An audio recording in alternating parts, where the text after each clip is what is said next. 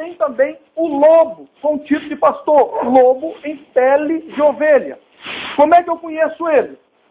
Existem várias maneiras, mas vamos falar das maneiras mais práticas e fáceis de perceber.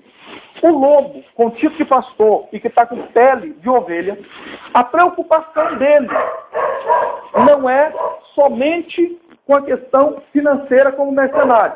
O lobo vestido de pastor, ele quer aumentar um rebanho, ter um grande rebanho ao lado dele, e ele topa fazer qualquer coisa que for necessária para ter esse número crescente. Ele topa inventar milagres, ele topa contratar atores para dar falso testemunho, ele topa fazer shows na TV, ele topa fazer promessas que não tem no Evangelho para iludir as pessoas, tais como: venha congregar aqui comigo, tu nunca mais vai ter problema no seu casamento. Isso é mentira. Nós somos humanos. Existe uma dificuldade no nosso relacionamento dia a dia. O casamento melhora se os dois toparem o projeto de Deus. Existe uma parte que é do homem e uma parte que é da mulher. O casal só vai melhorar e só vai estar bem no sentido do projeto de Deus se os dois toparem e deixarem o seu achômetro, deixar a sua opinião pessoal nesse sentido e se enquadrarem na opinião daquele que nos formou, que criou o ser humano, o casamento e assim por diante. Outra mentira que o lobo vestido de ovelha com título de pastor também usa. Ele promete que a pessoa vindo e estando com ele, acompanhando ele, a pessoa não vai enfrentar mais doenças físicas e ainda vai prosperar financeiramente, no sentido de enriquecer. É outra mentira. O Evangelho não promete uma vida fácil. Evangelho é renúncia. Evangelho é discordar de si mesmo. Evangelho é eu deixar a minha vida pessoal no sentido do que eu acho enquanto ser humano e aceitar o projeto de Cristo para a minha vida. Por isso que o Evangelho é renúncia. O Evangelho não é vir para ter lucro. O Evangelho verdadeiro de Cristo não dá lucro financeiro. Não dá. Mas o lobo, o enganador que quer ter as ovelhas ao seu redor para poder comer, ter o benefício da lã, comer a gordura e assim por diante, e viver bem, através do rebanho, ele promete tudo isso. Enquanto o Evangelho verdadeiro de Cristo diz que só há 3 coisas que nós podemos prometer para todas as pessoas, para o rebanho, para quem vamos anunciar, iremos anunciar o Evangelho e assim por diante. Tem 3 coisas que nós podemos prometer e que está aqui. Primeira, perdão dos pecados. Ninguém pode conseguir sozinho comprar perdão dos pecados. Nós podemos pregar e prometer a todo ser humano em Cristo, porque é Ele que pode fazer por mim e por ti. Segundo, nós podemos prometer e garantir em Cristo livramento do inferno. Ninguém também pode conseguir ou comprar esse benefício. Foi Cristo também que conquistou lá no Calvário e na ressurreição no 3º dia. Terceiro ponto alto que nós podemos pregar, ensinar e prometer: salvação eterna. Só em Cristo também. Não é possível comprar e não é possível barganhar. Essa é a verdade do Evangelho no sentido das promessas. Coisas que nenhum ser humano, nenhum padre, nenhum pastor, nenhum pai de santo, nenhum líder humano, nenhum poderoso da terra, nenhum intelectual, nenhum pode alcançar com seus méritos próprios ou pode dar para alguém.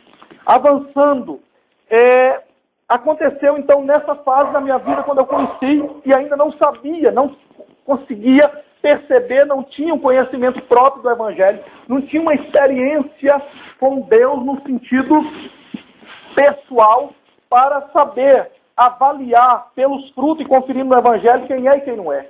Tive um choque então com o primeiro pastor, o mercenário louco, o título de pastor, nessa ocasião que citei. E sabe, o maior sofrimento é que eu, naquele início, cheio de disposição, cheio de animação, cheio de motivação, sem ser alguém alegre, igual pipoca na panela. é muita ação, não dava para ficar quieto, é muita ação, muita energia, alegria, vamos que vamos, tô junto, vamos lá de madrugada, vamos, fim de semana, vamos para a praça, vamos para fazer serenata, vamos, tudo vamos, se fosse para causa, que fosse, vamos, eu tô dentro, eu sou na frente, primeiro, vamos que vamos, eu tô na frente, eu aqui na frente, conta comigo. Muito bem.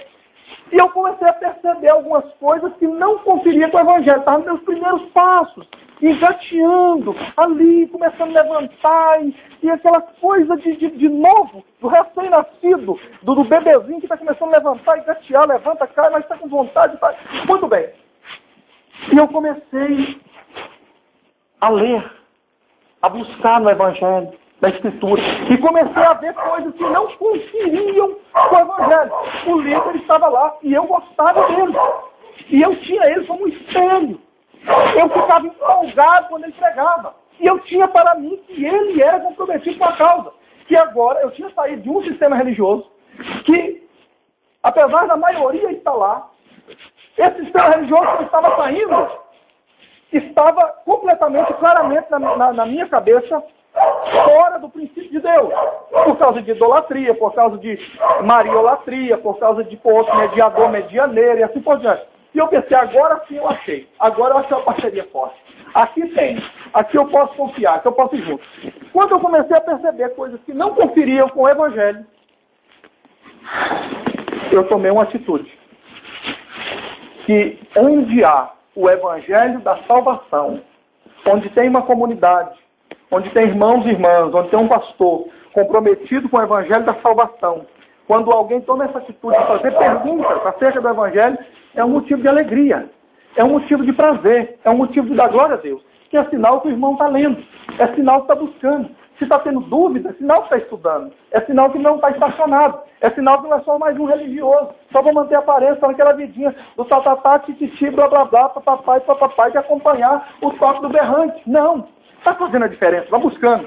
Mas no sistema religioso, onde tem o evangelho da religião, fazer pergunta é um perigo. Questionar é um perigo, está ameaçado de morte espiritual. E quando eu comecei a fazer pergunta e dizer que tinha coisa que não conferia com a escritura do evangelho, já começou a me olhar assim de lado, sabe aquele olhar assim, aquele olhar de bom pastor, entre aspas, que era aquele olhar, vem, minha ovelha, vem que tem cajado, mas tem também o bálsamo, vem que tem. Já passou para ser um olhar de lobo, um olhar perigoso, sisudo. Quando eu insisti mais e perguntei mais, o sorriso que mostrava os dentes, mesmo como os meus, que não são lá essas coisas, mas o sorriso era bonito, era gostoso, convidativo, dava alegria de falar e cumprimentar e chegar perto para dar um abraço, pegar na mão. Agora o sorriso já parecia mais que era um rosnar de lobo. E isso me ameaçou, pense, um novinho que está começando a nascer, começando o processo. E eu, se dependesse dessa liderança religiosa, eu estaria jogado no inferno. Me perseguiram, me jogaram fora do caminho, me massacraram. Me fez pensar que eu era lixo, que eu era o pior dos seres humanos. E um erro que muitos de nós seres humanos, antes de ter a sua experiência própria com Deus, antes de ter o conhecimento próprio do Evangelho, antes de encontrar alguém para nos ensinar o Evangelho verdadeiro como ele é, antes de abrir a nossa mente e nos ajudar a ter a nossa experiência própria e crescer juntos, antes de dizer para nós que todos têm vez no reino de Deus. No reino de Deus proposto no Evangelho não é império, não é pirâmide, não é sistema piramidal, que um império, que só um grupinho que pode. No reino de Deus, na proposta de Cristo, todos podem. O chamado do texto que nós lemos é: vinde a mim todos. Não é só para um grupinho, não é só para uma panelinha, não é para um grupinho que tem média, não é. Não é só para os riquinhos, não é só para aqueles que têm mais, não é só aqueles que moram no lugar melhor, da mansão, grandão, não. É para todos. Todos. E se dependesse do sistema religioso e dessa liderança, eu estaria perdido, jogado no lixo. Me mataram espiritualmente. E por falta de conhecimento e experiência, repito, eu cometi um erro que a maioria de nós comete quando nós somos feridos pela liderança. Quando nós encontramos um mercenário com um tipo de pastor, um lobo com um tipo de pastor, e a gente pensando que ele é um bom pastor. Que em João 10 nós vamos chegar nele, o que prega o evangelho da salvação. O bom pastor dá a vida, se for necessário, ele dá a vida pelas ovelhas. O bom pastor, ele deixa 99 ovelhas que está segura. 99 está segura, ele deixa essa protegida e vai cuidar e buscar uma que está ferida. Independente se é grande ou pequena, se é preta ou branca, se é asiática, latina, independente se tem muita grana ou não. Porque vale mais uma alma do que o mundo todo. Esse é o evangelho do reino, o evangelho da salvação. É para todos. E quando eu fui ferido, eu cometi esse erro de pensar que eram todos. Então eu me afastei, fiquei 7 anos desligado, sem congregar e pensando que eram todos, da forma daquele mercenário com título de pastor, daquele louco com título de pastor. E eu não cheguei a conhecer naquela ocasião o bom pastor. E existe o bom pastor soberano, que está acima de todos, que é o nosso Salvador, Yeshua HaMashiach, que significa Jesus o Messias. E existe aquele, como disse o apóstolo Paulo aos Coríntios, capítulo 11, ele disse: sede, pois, meus imitadores. Pode me imitar, porque eu imito a Cristo. Então são pastores que querem imitar o pastor supremo, o pastor que está aos Hebreus, aquele que é o mediador, o que é completo, quer imitar o bom pastor. Ele quer servir. Ele sabe que o chamado dele não é para ter as ovelhas para servir. É um trabalho conjunto e ele serve ao rebanho. O rebanho cuida dele no sentido e ele dá a vida para as ovelhas. Em toda circunstância. Não é só quando a ovelha está sadia. Tem jeito de contribuir, tem jeito de ajudar a limpar chão, tem jeito de ajudar a limpar banheiro, tem jeito de ajudar a construir, tem jeito de cooperar, ir para a praça, pregar. Não é só nesse tempo. É em todo o tempo. E principalmente quando a ovelha está em crise, está em dificuldade, está enferma, está no hospital, está em casa, num leito. Principalmente nesse momento. Em todos, mas principalmente nesse.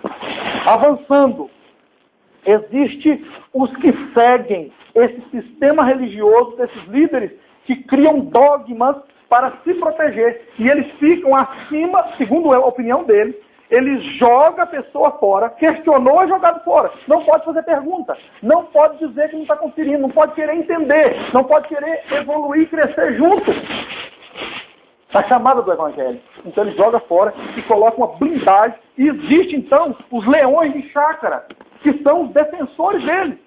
E não querem nem saber da sua vida, da sua alma, não querem nem saber disso. Defende esse líder e esse sistema religioso ao ponto, se for necessário, matar como matou na história e ainda mata hoje em alguns países que é perseguido de morte. Ao ponto de pôr na fogueira. É uma realidade, sabe por quê? Porque o evangelho da religião só aceita quem quer andar na cartilha deles, no projeto deles. No evangelho da religião é fácil de tu entrar e quase impossível de tu sair. Porque se quando você diz, eu não estou concordando mais, não dá, eu preciso congregar em outro lugar, meu coração fechou.